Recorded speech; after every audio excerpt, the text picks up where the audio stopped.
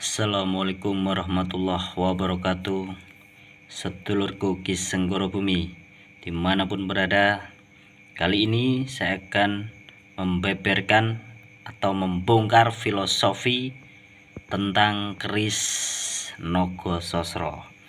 Nah, sebelum saya memberitahu filosofinya dan kegunaannya, marilah dukung sama-sama channel Kisenggoro Bumi dengan cara subscribe, like, komen, dan share ke media sosial Anda.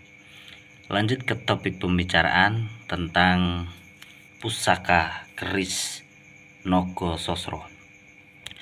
Keris Nogososro sangat diburu oleh para kolektor, para spiritual, dan tentunya karena apa? Karena selain bentuknya yang bagus dan juga filosofinya sangat bagus sekali. Nah, pusaka seperti ini ialah gambaran, ya kan, kepercayaan suku Jawa yang masih menempel hingga dikala ini, bahwa seorang pemimpin tidak akan sanggup bertahan usang menduduki singgasana kekuasaannya tanpa didukung oleh dengan piandel berupa pusaka-pusaka sakti.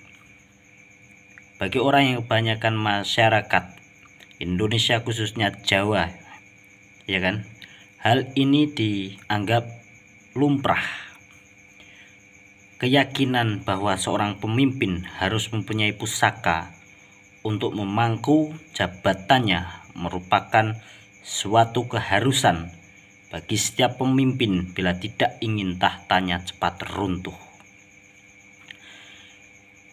Dan yang pasti, ini bukan hanya dongeng perihal para raja dan sultan di masa kemudian saja.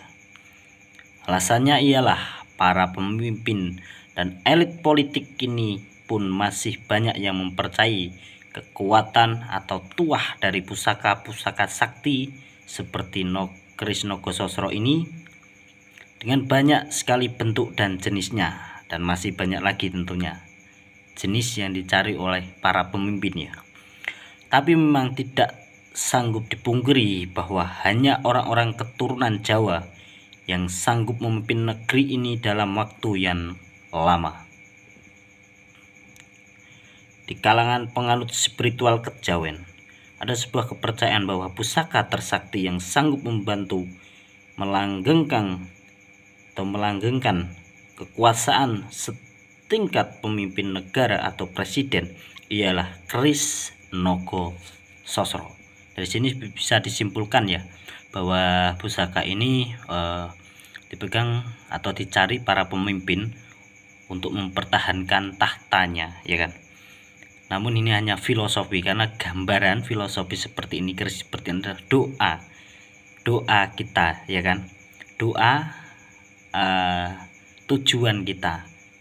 Tetapi kembali lagi bahwa semua karena kehendak Allah Subhanahu wa Ta'ala. Jadi jangan langsung dipercaya bahwa keris ini bisa gitu dan gitu, bukan. Semuanya sarana gitu.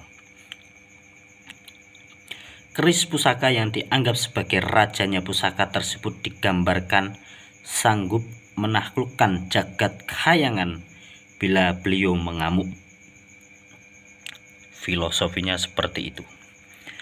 Maka tidak heran meski zaman sudah memasuki masa digital menyerupai kini, ini masih banyak para pejabat tinggi negara yang para politikus yang tiba kepada paranormal. Banyak praktisi yang atau para tikus yang datang ke paranormal dan para praktisi spiritual untuk mencari keris pusaka ini dengan syarat dan risiko apapun, bahkan dengan biaya yang tidak sedikit. Kenapa? Mencarinya juga susah. Punya saya ini kan saya warangin ya, jadi bentuknya udah bagus, namun untuk besinya dari era Majapahit. Bahkan hingga ada yang berani membayar dengan harga miliaran rupiah atau menukarnya dengan berkilo-kilogram emas. Tapi pada kenyataan tidak gampang untuk menemukan keris pusaka Nogososro yang benar-benar asli. dikala asli itu apa ya, zamannya sudah tua, sudah sepuh seperti ini. Kebanyakan kan kemerdekaan atau kamardekan seperti itu. Dan hingga dikala ini Kris Nogososro tetap misterius keberadaannya. Nah, karena apa ya, kalau punya Kris Nogososro yang sudah tua lah, kita bilang sudah tua, pasti disimpan, nggak bakal dimahar karena carinya memang susah gitu. Kris Nogososro sendiri ialah keris dapur naga dengan look 13 bermotif naga. Nah, untuk kinatah terserah pemiliknya, kadang dinatah emas di bagian mulut, tapi itu tergantung yang memiliki ya atau pemiliknya. Ciri dapur keris Nogososro pada cuilan kepala naganya menggunakan mahkota dan mempunyai 1000 sisik, setelah pada cuilan mulutnya menggigit intan. Pakai mahkota. Filosofinya seperti itu. Karena jenis keris Nogososro itu banyak sekali. Ada keris Nogososro, Nogorojo, Nogotemanten, Nogosiluman. Nah, jenis-jenis pusaka keris Nogososro. Ini saya yang keluarkan, yang ini nanti saya keluarkan yang power yang paling bagus milik saya, keris Nogososro. Takutnya diburu para kolektor karena nggak saya jual, hanya saya koleksi gitu. Maka untuk perendam pengebluk tersebut Sang Prabu, ini maksudnya kan mitos, kebanyakan dicari oleh para raja ya. Keris pusaka Nogososro tersebut pertama kali diciptakan oleh Pangeran Sedayu Empu Supomandrangi, ya kan. Pertama kali dibuat oleh Empu Supomandrangi. Terus sang empu mempunyai murid, ya kan. Biasanya mempunyai murid, dan muridnya pun biasanya pembuatannya hampir sama dengan gurunya. Namun untuk power energinya tetap, kalau murid pasti nggak bisa mengungguli gurunya, seperti itu. Atas titah Prabu Brawijaya. Nah, ceritanya seperti itu. Atas perintah Prabu Brawijaya, pada dikala itu kerajaan Majapahit dalam keadaan genting dalam arti keadaan apa ya, sudah hampir runtuh dan mencekam. Alasannya ialah banyaknya pemberontakan dan peristiwa di mana-mana.